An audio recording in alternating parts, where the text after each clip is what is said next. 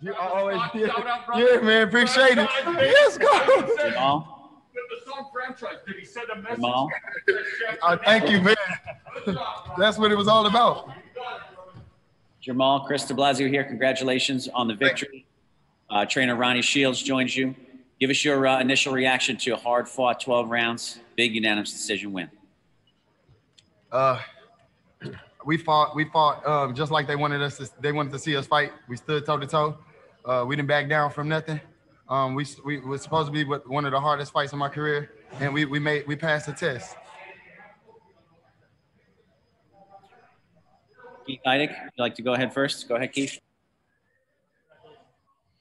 How tough of a guy was that you just fought? I mean, he was a fighter. You know, we give him a fighter chance. You know, puncher's chance.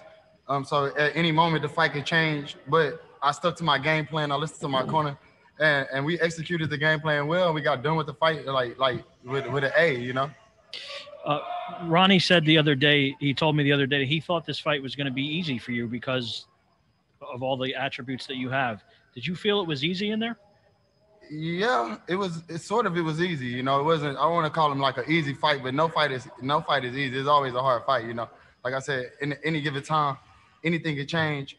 But like I said, we stuck to the game plan and we made it happen. I let my jab dictate and do what it do, and you know, we got the victory.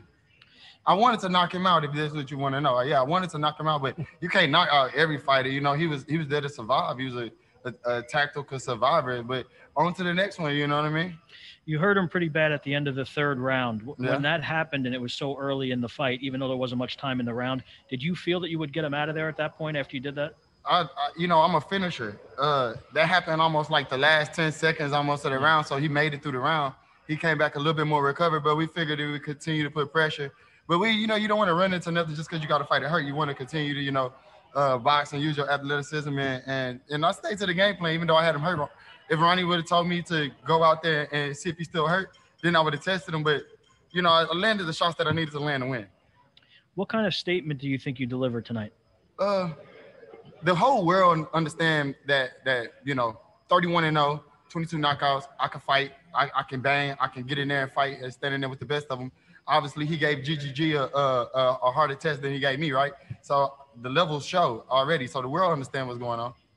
In my last question for you, in some ways, do you think this will make it harder for you to get the fights that you want because you did it pretty easily? I mean, I'm not an easy fight, and I'm not an easy fight to get made. Like, obviously, everybody's calling me out. I got the belt.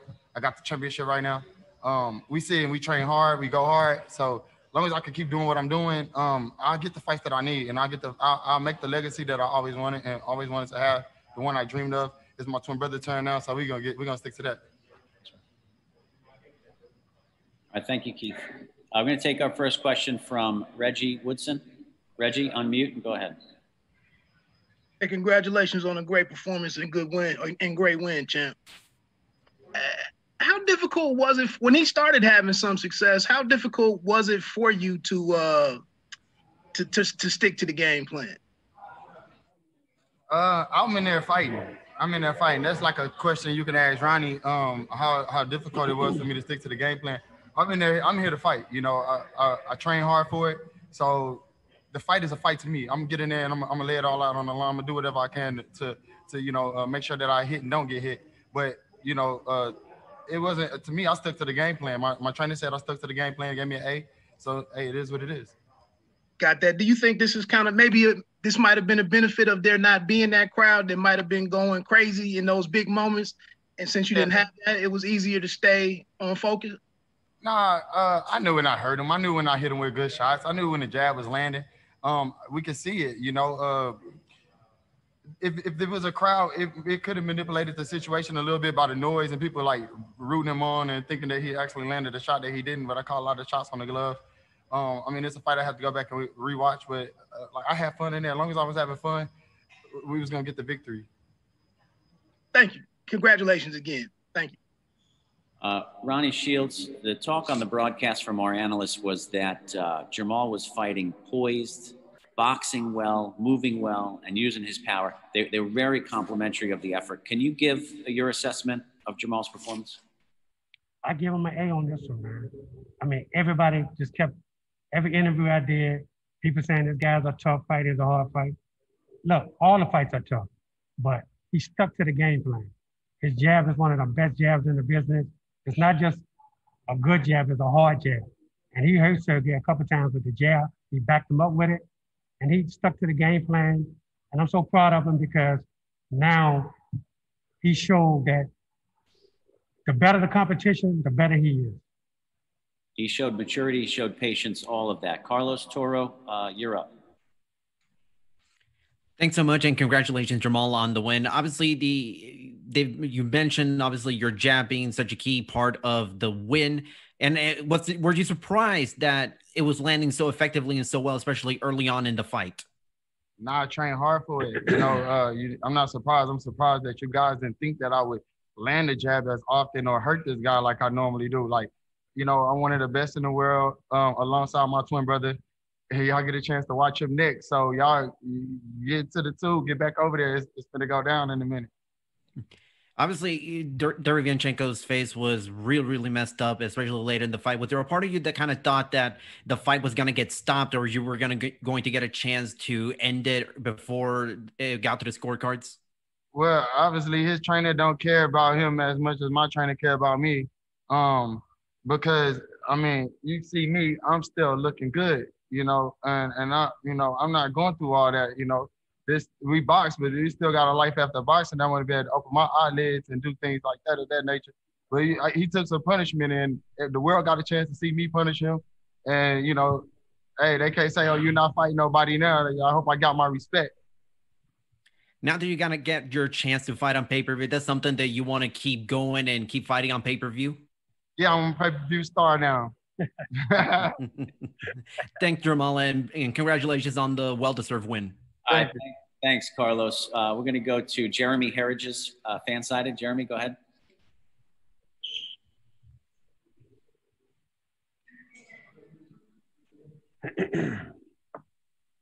Go ahead, Jeremy. Oh, my apologies. Jermall, congratulations on a masterful performance. Do you feel that this proved to the world that you are the best middleweight in the world? Yes, I'm the best middleweight in the world, the WBC middleweight in the world. You know what I'm saying? They may have to make 2 franchises if they really want to, you know, see the best in the world. I fight the franchise. As far as this performance, you showed a mix of everything. Was there anything that you felt that was new in this fight that maybe people hadn't seen before? Because, I mean, you looked incredibly sharp in this fight. Nah, not to cut you off. It was nothing new, man. We stayed to the game plan. That's what we do. Oh, yeah, I did have some great sparring. I had some great sparring. Yeah, good point, Ronnie. I had some great sparring partners. Emmanuel Lean. I used, you remember I fought this guy named Brandon Adams? I know you remember that. I used him. I brought him back because he was short. He had the height. We had Cecil McCullum. We've been using him for a while. We had Ulyss Sierra. We use like a different range of different ideas. You know, if the guy would box, if he turned southpaw, whatever, man. We had everything in camp. Camp was awesome. It was at home, so I was a lot more comfortable this camp, a lot more poised. Hey, it happened exactly the way it was supposed to. Final question. Did you sense several times throughout the fight that maybe you had him hurt enough where you could have put him away? Were there a couple times throughout the fight that you sensed that maybe I could close this out? Yeah, every round I heard him, it was like I got him right at the end. I finally got close enough right at the end. He was hurt. He was shook up, and he saved by the bell. But you know, sometimes that happens. Jermall, congratulations again, and excellent performance. Thank you. Thanks, Jeremy. We're going to take one more from Lance Pugmire, The Athletic. Lance, if you unmute and go ahead. Congratulations, Jermall. Can you hear me? Okay, guys? Yeah. How long do you think you'll stay in this division, Jermall? You're so big, and obviously coming off this performance, you can kind of do what the other guys have done. I'm gonna be here for a while. I'm gonna be here until I take over it. Edward Jackson does such a great job of keeping me intact all year long.